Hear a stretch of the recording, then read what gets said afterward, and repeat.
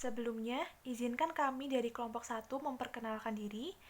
Anggota kami terdiri dari saya, Lani Kristanti dengan NPM 2001020003 dan Ria Nurhatimah dengan NPM 2001020002. Sebelum kami memaparkan materi, izinkan kami untuk memberikan pokok bahasan dalam pembahasan dalam presentasi kali ini. Yang pertama itu ada kewajiban lancar, yang kedua ada pokok bahasan kontingensi, yang ketiga ada pokok bahasan mengenai penyajian. Di sini, saya Lani Kristanti dengan NPM 2001020003 akan memaparkan materi mengenai kontingensi. Baik, di sini saya Ria Nurhatimah. Saya akan menjelaskan kewajiban lancar. Di sini yang pertama saya akan menjelaskan definisi kewajiban lancar. Dalam FASB mendefinisikan kewajiban sebagai kemungkinan pengorbanan masa depan atas manfaat ekonomi yang muncul dari kewajiban saat ini entitas tertentu untuk mentransfer aktiva atau menyediakan jasa kepada entitas lainnya di masa depan sebagai hasil dari transaksi atau kejadian masa lalu. Kewajiban itu sendiri memiliki 3 karakteristik utama, yaitu yang pertama, merupakan kewajiban saat ini yang memerlukan penyelesaian dengan kemungkinan transfer masa depan atau penggunaan kas, barang, atau jasa. Dan yang kedua, merupakan kewajiban yang tidak dapat dihindari. Dan yang ketiga, transaksi atau kejadian lainnya yang menciptakan kewajiban itu harus telah terjadi. Karakteristik yang paling penting di kewajiban adalah tanggal yang dimana kewajiban itu harus dibayarkan, atau yang biasa kita sebut tanggal jatuh tempo. Tanggal jatuh tempo kewajiban ada macam ragamnya. Dengan karakteristik ini menimbulkan pembagian dasar kewajiban menjadi 2, yaitu kewajiban lancar dan kewajiban jangka panjang. Untuk kewajiban lancar sendiri adalah kewajiban yang likuidasinya diperkirakan secara layak memerlukan penggunaan sumber daya yang ada yang didefinisikan sebagai aktiva lancar atau penciptaan kewajiban lancar lainnya. Sedangkan kewajiban jangka panjang adalah sebuah kewajiban yang dapat dilunaskan dalam jangka waktu lebih dari 1 tahun. Selanjutnya kita akan membahas macam-macam dari kewajiban lancar. Di sini yang pertama ada hutang usaha. Hutang usaha merupakan saldo terhutang pada pihak lain atas barang, perlengkapan, atau jasa yang dibeli dengan akun terbuka atau secara kredit. Hutang usaha terjadi karena adanya kesenjangan waktu antara penerima jasa atau akuisisi hak aktiva dan pembayaran penjualan. Dan yang kedua ada wesel bayar. Wesel bayar adalah sebuah janji yang tertulis untuk membayar sejumlah uang tertentu pada suatu tanggal di masa depan dan dapat berasal dari pembelian, pembiayaan, atau transaksi lainnya. Wesel dapat diklasifikasikan ke dalam wesel jangka panjang atau wesel jangka pendek, tergantung pada tanggal jatuh temponya. Dan juga dapat diklasifikasikan ke dalam wesel bunga atau wesel tanpa bunga. Di sini terdapat contoh soal dari wesel dengan bunga. Kita ilustrasikan di sini ada sebuah bank D memberikan pinjaman uang sejumlah $100.000 kepada perusahaan A pada tanggal 1 Maret 2021. Jika perusahaan A setuju dengan wesel tersebut dengan waktu 4 bulan senilai $100.000 dengan bunga 6%, maka ayat jurnal yang akan dicatat penerimaan kas oleh perusahaan pada tanggal 1 Maret adalah kas sebesar $100.000 di debit dan wesel bayar sebesar $100.000 di kredit. Di sini, jika perusahaan A menyusun laporan keuangan secara setengah tahun, dibutuhkan pengakuan beban bunga dan hutang bunga sebesar $2.000 yang berasal dari $100.000 dikali 6% dikali 4/12. Sehingga ayat jurnal yang dicatat menjadi 30 Juni beban bunga sebesar $2.000 di debit dan hutang bunga sebesar $2.000 di kredit. Namun, jika perusahaan A menyusun laporan keuangan secara bulanan, dibutuhkan pengakuan beban bunga dan hutang bunga sebesar $500 atau yang berasal dari $100.000 dikali 6% dikali 1/12. Jadi 1 itu berasal dari 1 bulan dan per 12 itu berasal dari jumlah bulan per tahun. Pada tanggal jatuh tempo 1 Juli, perusahaan A harus membayar nilai nominal wesel sebesar $100.000 yang ditambah dengan bunga sebesar $2.000 yang berasal dari $100.000 dikali 6% dikali 4/12.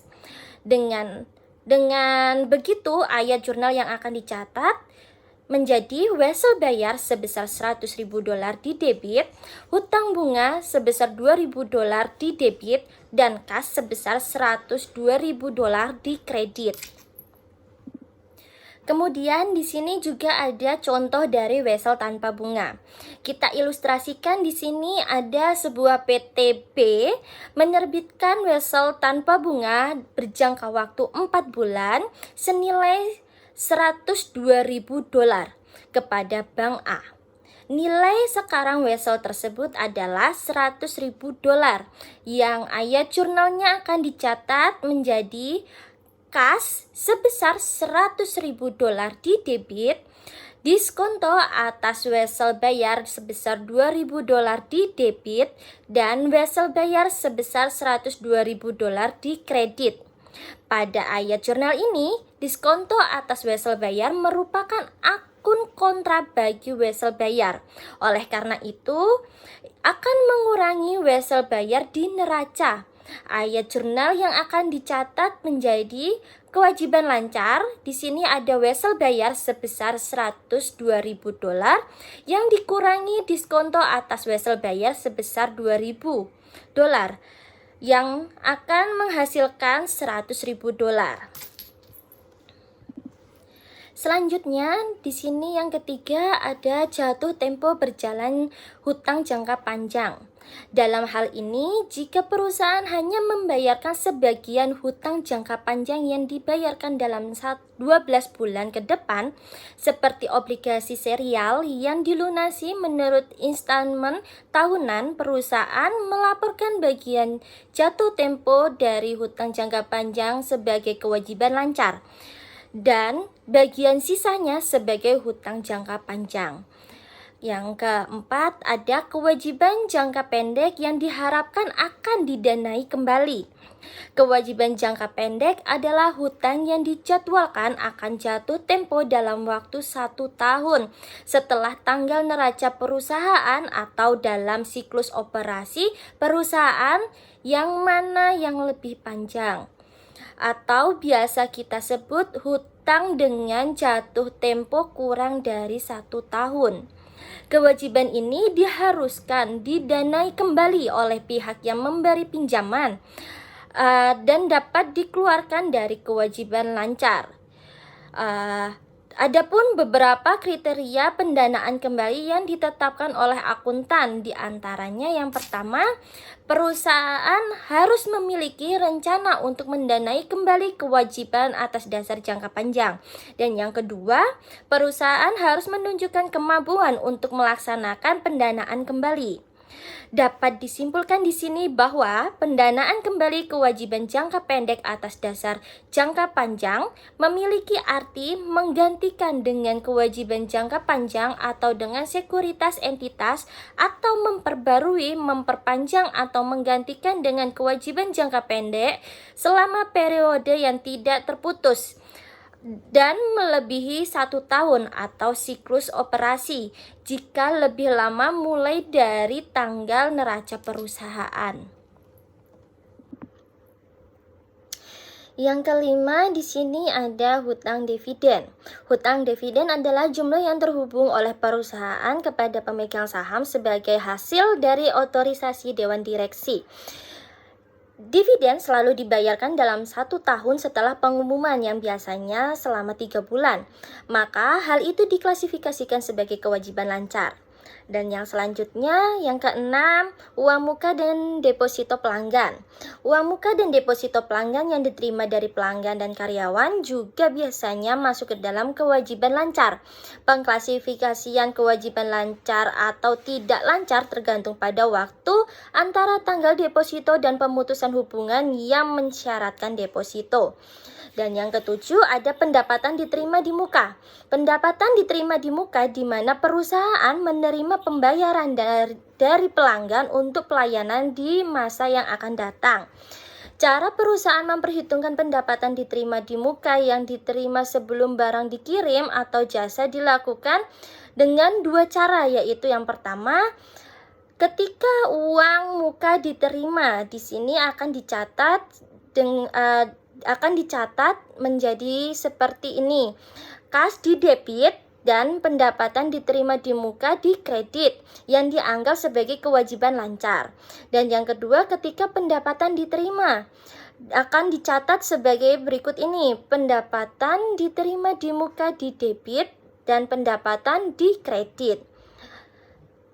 Kemampuan untuk melaksanakan pendanaan kembali dapat ditunjukkan oleh perusahaan dengan 2 cara, yaitu mendanai kembali secara akrual kewajiban jangka pendek. Ini dilakukan dengan menerbitkan kewajiban jangka panjang atau sekuritas entitas setelah tanggal neraca tetapi sebelum neraca tersebut diterbitkan. Dan yang kedua, melakukan perjanjian pendanaan, yang dimana perjanjian ini dengan jelas mengizinkan perusahaan untuk mendanai kembali hutang atas dasar jangka panjang pada syarat-syarat yang ditentukan.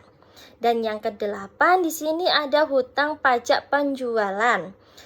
Hutang pajak penjualan adalah sebuah pajak yang dipungut pelanggan oleh pihak perusahaan tetapi belum diserahkan kepada otorisasi pajak. Dalam pencatatan akun hutang pajak penjualan akan dicontohkan di slide selanjutnya. Di sini ada sebuah perusahaan S melakukan transaksi penjualan sebesar $3.000 dengan pajak penjualan 4%. Maka ayat jurnalnya yang dicatat menjadi kas atau piutang di debit sebesar $3.120 dan penjualan sebesar $3.000. Kemudian hutang pajak penjualan sebesar $120.000. Kebanyakan perusahaan pajak penjualan dengan jumlah penjualan tidak dipisahkan, namun dijadikan satu ke dalam penjualan. Sebagai contoh, perusahaan S mendapatkan penjualan sebesar $150.000 dengan pajak penjualan 4%. Maka penjualannya adalah $144.230,77 yang berasal dari $150.000 dibagi 1,04 dan pajaknya sebesar $5.769,23 yang berasal dari $144.230,77 dikali 4%, yang ayat jurnalnya menjadi penjualan sebesar $5.769,23 di debit dan hutang pajak penjualan sebesar $5.739,23 di kredit. Yang kesembilan ada hutang pajak penghasilan. Di dalam pajak di setiap negara memiliki proporsi pajak penghasilan berbeda-beda terhadap jumlah laba tahunan. Setiap perusahaan harus membuat SPT pajak dengan menghitung hutang pajak selama periode. SPT ini akan diklasifikasikan ke dalam kewajiban lancar. Dan yang ke-10 ada kewajiban yang berhubungan dengan karyawan.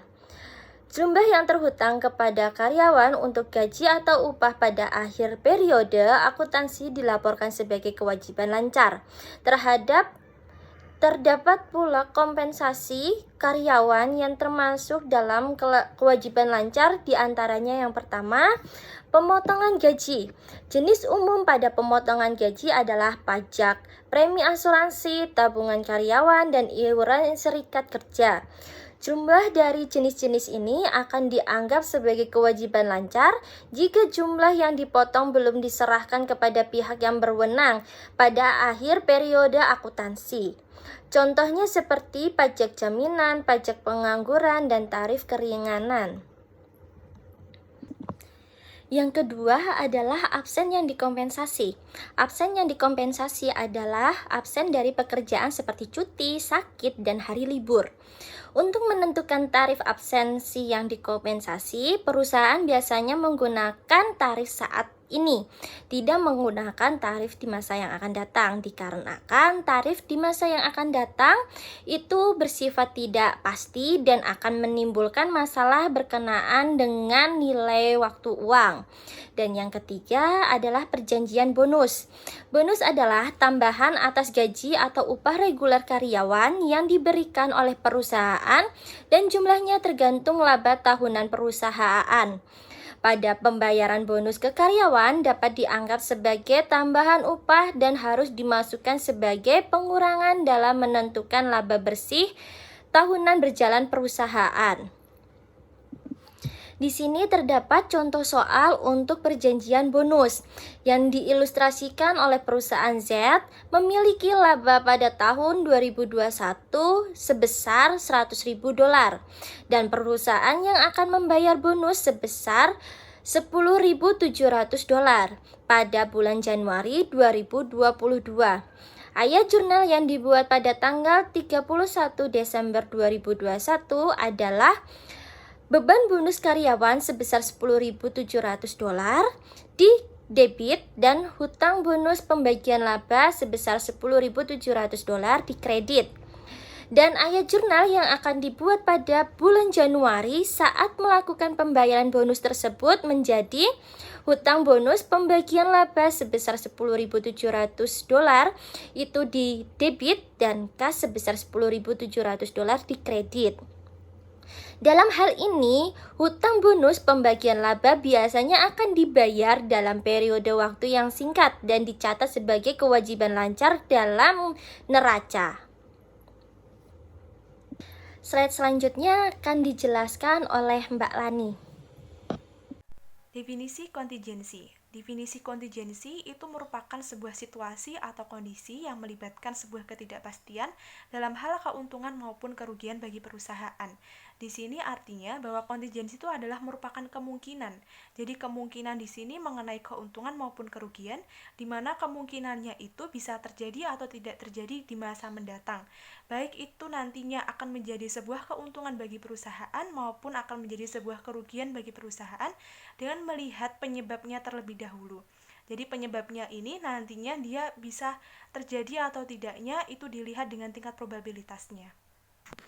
Dalam kontingensi itu terdapat dua elemen atau dua aspek yang akan saya bahas, yaitu mengenai keuntungan maupun kerugian. Jadi keuntungan kontingensi itu merupakan sebuah klaim terhadap aktiva di mana nantinya itu bisa apabila terjadi atau kemungkinan terjadi itu akan memberikan keuntungan bagi perusahaan.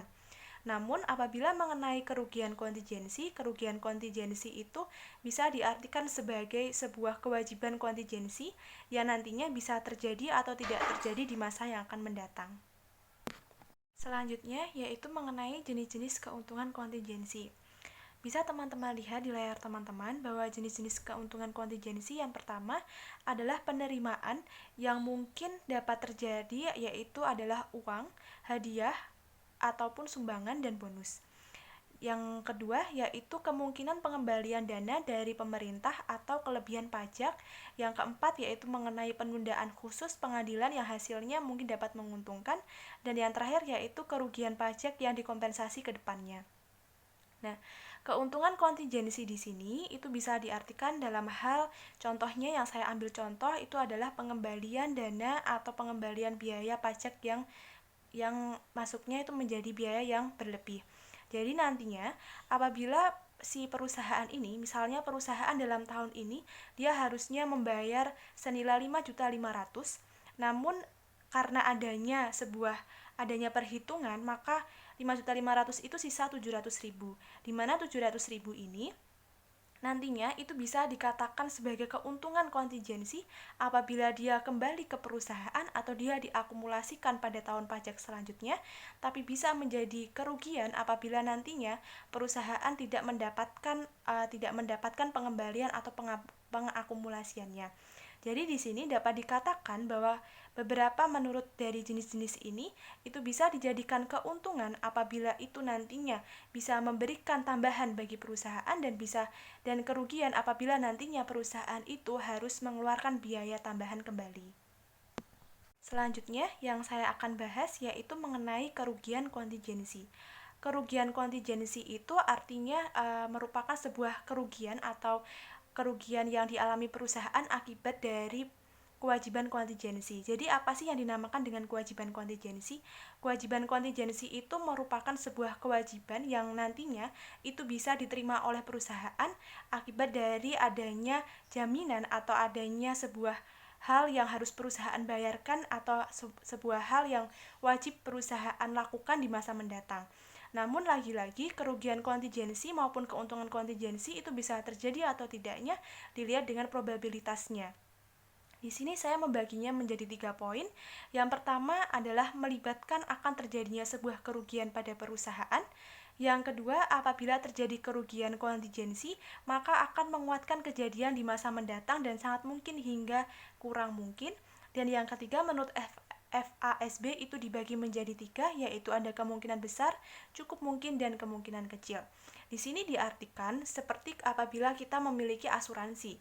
Jadinya di sini kan kita sebagai sebuah perusahaan. Nantinya apabila perusahaan itu, di sini kita berposisi misalnya menjadi perusahaan mobil. Kita mengeluarkan atau kita menjual mobil itu di salah satu klien kita. Dan ketika nantinya itu terjadi kecacatan atau terjadi kerusakan properti ataupun terjadi resiko-resiko yang lain dalam hal kualitas, kuantitas maupun kinerja yang kita tawarkan kepada mereka, nantinya kita akan memberikan kewajiban kita yaitu berupa asuransi. Nah, di mana hal ini dikatakan sebagai kewajiban kontingensi yang mana itu bisa terjadi atau tidak dengan melihat probabilitas mengenai kuantitas, kualitas maupun kinerja yang ada pada produk atau jasa yang kita tawarkan. Sehingga nantinya apabila kewajiban itu bisa digunakan, maka itu akan diakrualkan atau dicatat sebagai beban bagi perusahaan. Namun apabila itu tidak terjadi, maka tidak akan dicatat di laporan keuangan. Berbicara mengenai pengakrualan tadi yang seperti saya sampaikan tadi, yaitu lalu bagaimana pengakrualannya bagi kerugian kontingensi. Pengakrualan bagi kerugian kontingensi itu akan diakrualkan terhadap beban dan kewajiban dengan syarat satu, probabilitasnya itu probabilitas mengenai kejadiannya itu memiliki 3, yaitu mungkin terjadi. Artinya mungkin terjadi di sini adalah sangat mungkin terjadi, dan kemungkinan bisa terjadi dan tidak mungkin terjadi. Di sini diartikan bahwa probabilitas sebelum kita mengakrualkannya kepada laporan keuangan, tentunya kita melihat bagaimana kinerjanya, bagaimana kualitas dan kuantitas atas produk dan jasa yang kita tawarkan, sehingga nantinya bisa diakrualkan apabila terjadi hal-hal yang tidak diinginkan, dan dimana nantinya itu bisa dijadikan sebagai beban bagi perusahaan atau kewajiban perusahaan untuk memberikan biaya atau memberikan asuransinya atau jaminan dan garansinya, sehingga kita wajib untuk melihat tingkat probabilitas dari barang atau jasa yang kita berikan tersebut. Apabila memiliki probabilitas tinggi, maka itu bisa diakrualkan nantinya di beban maupun kewajiban. Tapi sebaliknya, apabila tidak memiliki probabilitas yang tinggi, tidak bisa diakrualkan dalam laporan keuangan. Yang kedua yaitu syaratnya yaitu mengenai estimasi, dapat diestimasi secara layak. Dapat diestimasi secara layak di sini artinya dapat diperhitungkan secara handal, di mana estimasi dalam pengakrualan ini mengenai kewajiban itu bisa diperhitungkan dengan sebetul-betulnya atau sesuai dengan yang ada yang terjadi di lapangannya. Selanjutnya, apabila tadi kita sudah membahas mengenai bagaimana pengakrualannya atau pengakuannya, selanjutnya kita akan membahas mengenai bagaimana konsep akuntansinya atau bagaimana perlakuan akuntansinya. Jadi di sini saya membaginya menjadi tiga, yang pertama yaitu adalah dapat diakrualkan, yang kedua tidak dapat diakrualkan, dan yang ketiga mungkin dapat diakrualkan. Dapat diakrualkan itu apabila pada sebuah kasus ketertagihan utang maupun jaminan produk, dan yang kedua tidak dapat diakrualkan apabila itu merupakan resiko properti, resiko bisnis, dan resiko atas bencana alam. Jadinya nanti tidak dapat diakrualkan dalam akuntansi. Yang selanjutnya yang ketiga yaitu adalah tidak kemungkinan itu bisa diakrualkan. Kemungkinan dapat diakrualkan di sini itu seperti jaminan hutang pada pihak lain. Selanjutnya, di sini saya akan memaparkan materi mengenai jenis-jenis kerugian kontingensi. Yang pertama akan saya jelaskan yaitu mengenai litigation, claim, dan assessment. Di dalam litigation, claim, dan assessment itu didasarkan pada tiga hal. Yang pertama adalah periode waktu, di mana periode waktu itu melihat dengan penyebab tindakan yang menyebabkan adanya kejadian terhadap perusahaan. Dan yang kedua mengenai probabilitas, apakah nantinya litigation ataupun claim ataupun assessment itu akan memberikan keuntungan ataupun kerugian terhadap perusahaan, yang mana nantinya itu bisa dilihat dengan tingkat probabilitas atau kemungkinan hal tersebut bisa menjadi keuntungan maupun kerugian. Yang terakhir yaitu mengenai estimasi yang layak. Jadi litigation, claim maupun assessment itu bisa diandalkan atau bisa diperhitungkan secara andal maupun diperhitungkan secara layak. Di dalam litigation, claim, dan assessment itu terdapat tiga hal. Yang pertama, sebelum kita melaporkan pada laporan keuangan, itu harus sudah ada yang namanya penyebab perkara pengadilan, di mana penyebab perkara pengadilan ini harus ada terlebih dahulu sebelum laporan keuangan itu dibuat. Selanjutnya, ketika sudah ada perkara pengadilan, penyebab perkara pengadilan, perusahaan melihat apakah hasilnya nanti memiliki probabilitas yang dapat menguntungkan perusahaan atau akan merugikan perusahaan itu sendiri. Dan yang ketiga atau yang terakhir yaitu pertimbangan probabilitas dari kerugian perusahaan. Selanjutnya yang akan saya bahas yaitu mengenai biaya garansi dan jaminan, yang mana juga masuk dalam kerugian kontingensi. Biaya jaminan atau garansi ini yang nantinya itu di mana perusahaan itu bisa mengakrualkan hal tersebut menjadi beban maupun menjadi kewajiban. Nah, di sini biaya garansi dan jaminan itu dibagi menjadi dua metode dalam akuntansi, yaitu metode dasar kas dan juga metode dasar akrual. Baik, pada biaya garansi jaminan yang akan saya bahas pertama, bagaimana untuk perlakuan pada metode dasar kas. Jadi metode dasar kas itu, biaya jaminan dicatat sebagai beban pada saat disepakati oleh kedua belah pihak. Jadinya, nanti untuk biaya garansi atau biaya jaminan ini akan diakrualkan atau dicatat sebagai beban, yang mana hal tersebut sudah diakui atau sudah disepakati oleh kedua belah pihak. Dan yang pada metode dasar akrual, itu biaya jaminan dibebankan pada beban operasi pada tahun penjualan. Jadi di mana nantinya apabila kita membeli mobil pada tahun 2020, maka untuk biaya jaminannya itu dibebankan pada tahun 2020 itu. Jadi pada saat tahun penjualan. Setelah kita memahami mengenai metode kas, metode dasar kas maupun metode pengakrualannya, metode dasar akrual, di sini saya ingin memaparkan untuk lebih jelasnya yaitu pada contoh kasusnya. Misalkan PT Armada memulai produksi mesin pada Juli 2020 dengan menjual 100 unit masing-masing. Mesinnya itu pada harga 5 juta, yaitu pada akhir tahun 31 Desember 2020. Jadi pada akhir tahun, perusahaan itu menjual 100 unit dengan harga per unitnya adalah 5 juta.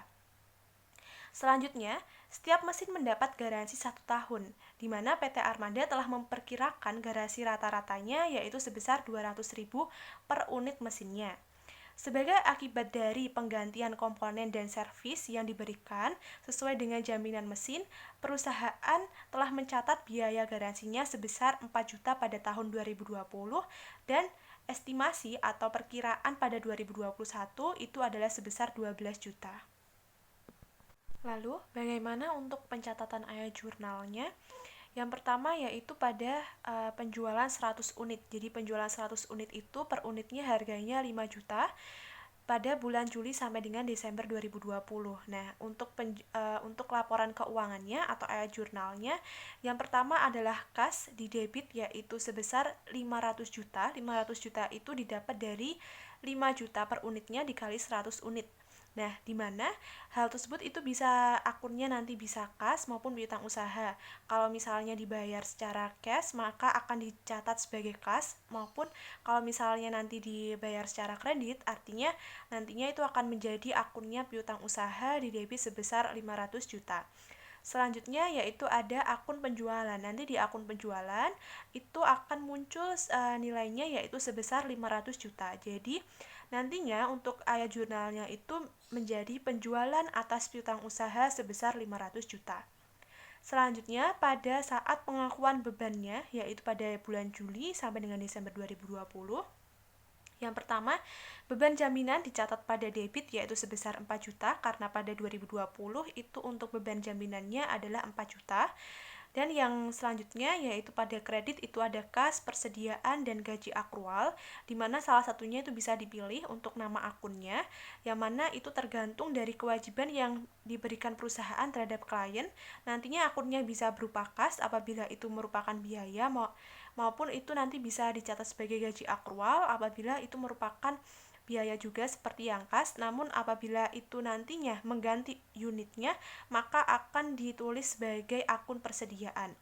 Jadi nantinya misalnya yang diganti atau kewajibannya atas jaminannya itu adalah persediaannya atau unitnya yang diberikan, maka atau unitnya yang nantinya akan diperbaiki oleh perusahaan, akunnya menjadi persediaan atas beban jaminan yaitu sebesar 4 juta. Selanjutnya, bagaimana dengan pengakuan biaya jaminan yang dikeluarkan pada 2021 atas penjualan 2020, yaitu akun estimasi kewajiban menurut jaminan yaitu sebesar 12 juta di debit, dan juga nantinya pada kreditnya itu bergantung pada apakah itu merupakan biaya maupun itu berupa satuan unit yang nantinya akunnya bisa berupa kas, persediaan, atau gaji akrual sebesar 12 juta. Jadi nantinya apabila itu merupakan persediaan, akunnya menjadi persediaan atas estimasi kewajiban menurut jaminan yaitu sebesar 12 juta. Selanjutnya, saya akan membahas mengenai pendekatan penjualan, yang mana itu masih masuk dalam biaya garansi, di mana pendekatan jaminan penjualan ini artinya adalah perusahaan juga menyelenggarakan atau mengadakan atau menyediakan jaminan yang dapat dibeli oleh para kliennya atau oleh konsumennya. Jadi ada beberapa perusahaan yang dia juga menawarkan atau dia jaminan itu kan merupakan salah satu dari kegiatan promosi atau kegiatan marketing mereka sebagai perusahaan, itu pastinya kita menginginkan penjualan yang tinggi, di mana penjualan itu bisa didasarkan dengan kita memberikan promosi melalui jaminan, di mana biaya jaminan itu nantinya juga akan menjadi kewajiban kontingensi perusahaan atau yang biasa kita kenal sebagai beban untuk perusahaan, di mana hal tersebut bisa terjadi maupun tidak terjadi dengan melihat tingkat probabilitasnya. Di sini yang akan saya bahas yaitu mengenai jaminan yang dijual.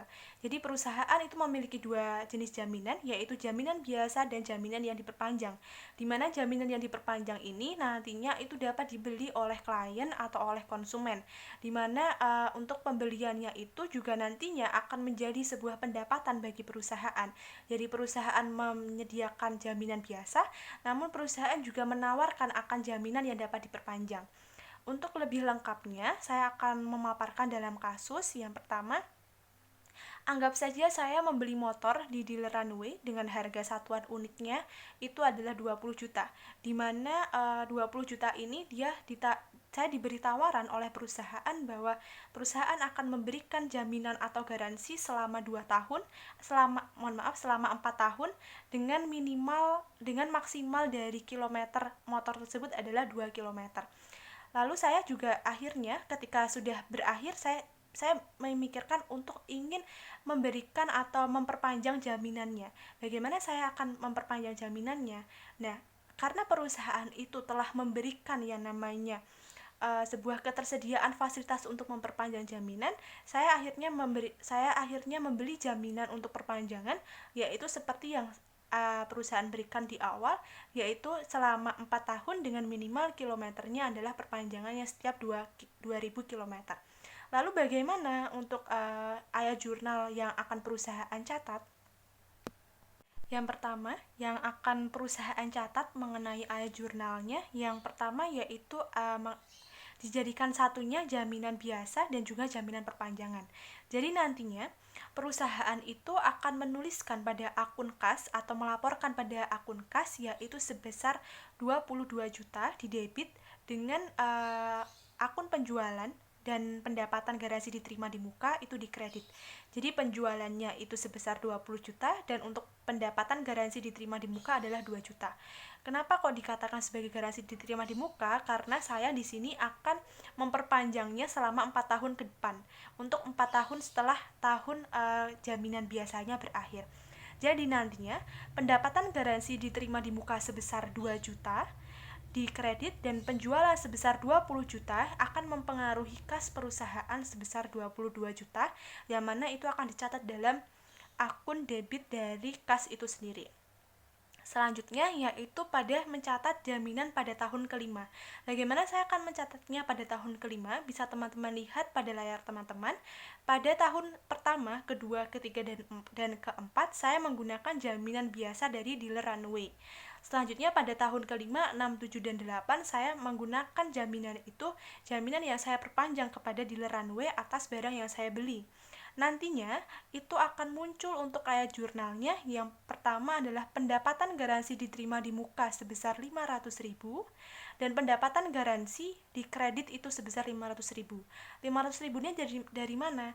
Ketika saya mengeluarkan biaya 2 juta untuk perpanjangan untuk tahun ke-5 sampai ke-8, artinya saya di sini menggunakan metode garis lurus yang akan saya berikan kepada teman-teman. Metode garis lurus di sini itu dari 2 juta itu dibagi 4 tahun. 4 tahun berjalannya, yaitu 1 tahunnya berarti saya memberikan sebesar 500.000 untuk biaya jaminan atas unit yang saya beli. Nantinya berarti pendapatan garansi atas pendapatan garansi diterima di muka itu sebesar Rp500.000 untuk ayat jurnal pada setelah kita tadi membahas mengenai biaya garansi yang terbagi menjadi dua, yaitu biaya garansi dari perusahaan dan juga biaya garansi perpanjangan. Di sini saya akan memaparkan kembali mengenai jenis kerugian kontingensi. Jadi jenis kerugian kontingensi yang pertama tadi mengenai litigation, claim, dan juga assessment. Yang kedua mengenai biaya garansi atau jaminan, dan yang ketiga di sini saya bisa teman-teman lihat di layar teman-teman itu ada premi dan kupon. Premi dapat berupa peralatan dari perak, piring, alat rumah tangga, mainan, dan barang lainnya ataupun dari transportasi gratis. Sedangkan kupon dapat dicetak untuk digunakan sebagai potongan tunai atas barang yang kita beli. Selanjutnya yaitu ada kewajiban lingkungan. Kenapa saya katakan di situ ada CSR atau Corporate Social Responsibility? Karena kewajiban lingkungan ini nantinya juga akan menjadi kerugian kontingensi atau munculnya kewajiban kontingensi bagi perusahaan. Mengapa demikian? Seperti kita ambil contoh bahwa kewajiban dari lingkungan itu apabila kita sebagai perusahaan pertambangan, di mana apabila kita mengontrak lahan untuk tambang itu untuk 20 tahun, artinya nanti ketika kita pada tahun terakhir, yaitu pada tahun ke-20, pada akhir periode, kita nantinya harus melakukan restorasi tanah, di mana restorasi tanah ini nantinya juga akan memberikan atau akan memunculkan biaya tambahan bagi perusahaan untuk melakukan restorasi tanah, di mana hal tersebut bisa dijadikan sebagai kerugian kontingensi perusahaan. Mengapa demikian? Karena perusahaan akan mengeluarkan kewajiban kontingensi yang nantinya akan mengeluarkan biaya tambahan untuk restorasi tanah. Namun hal tersebut bisa dikatakan sebagai suatu hal yang mungkin bisa terjadi atau tidak terjadi. Apabila perusahaan itu nantinya akan terjadi bencana alam atau resiko bencana alam yang seperti saya sampaikan sebelumnya. Misalnya terjadi resiko bencana alam sebelum tahun terakhir atau periode terakhir pada tahun ke-20 itu terjadi bencana alam, sehingga kewajiban yang perusahaan lakukan apabila bencana alam itu menyebabkan kerusakan pada lahan pertambangannya, nantinya perusahaan tentunya akan merestorasi tanahnya akan lebih cepat.